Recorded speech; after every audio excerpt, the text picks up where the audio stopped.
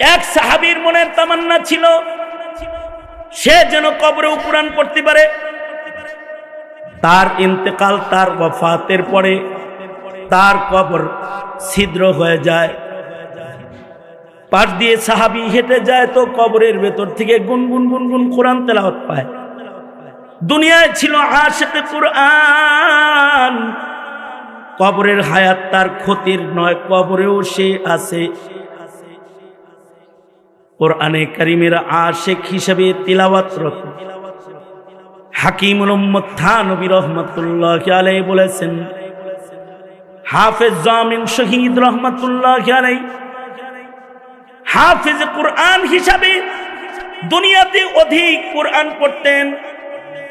হাফেজ জামিন শহীদ সম্পর্কে হযরত থানবী বলেন তিনি কবরেও কোরআন পড়েন।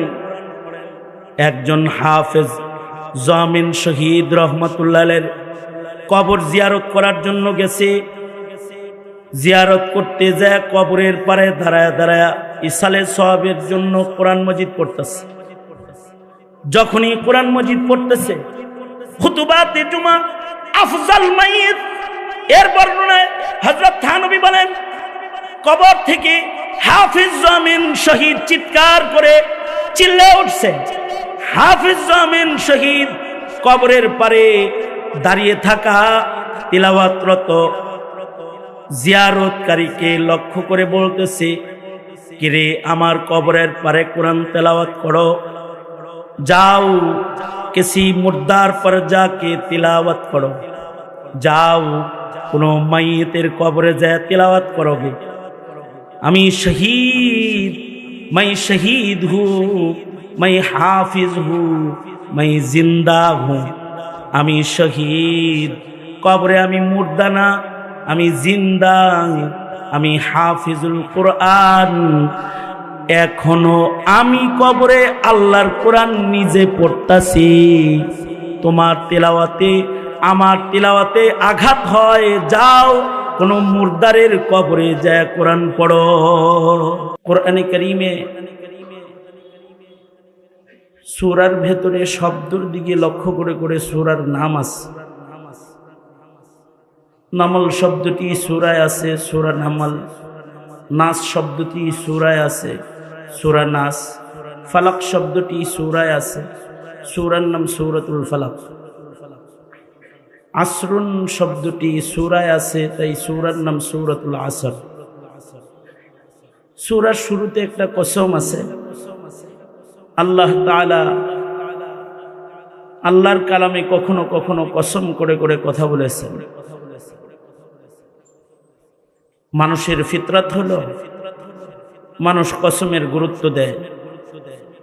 মানুষের স্বভাব হলো মানুষ নিজের কথার ওজন বাড়াইতে, নিজের কথাকে সমাজে চালাইতে কসম খায়।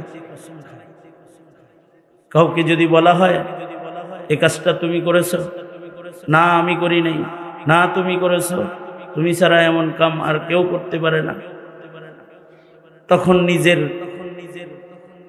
অস্বীকারোক্তি যেটা আছে এটার ওজন বাড়াইতে কসম করে বলে আল্লাহর কসম আমি করি না।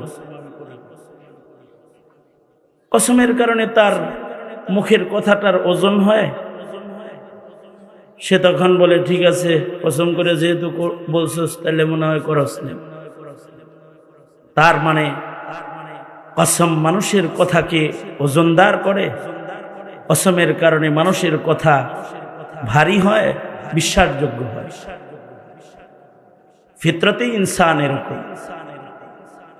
কিন্তু আল্লাহ পাকের কালামের ভেতরে যে কসম আছে সেটা আল্লাহর কালামের ওজন বাড়ানোর জন্য না।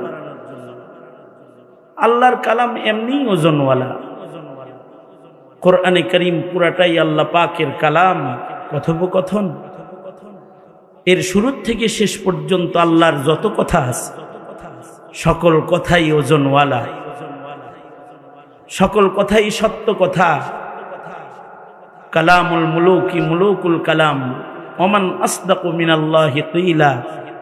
আল্লাহর চাইতে সত্যবাদী তো আর কেউ নাই, যে আল্লাহর কথা কসম করে সত্য প্রমাণিত করতে হবে এরকম নয়। বরঞ্চ আল্লাহ তাআলা আল্লাহর কালামে বহু কসম করে কথা বলেছেন।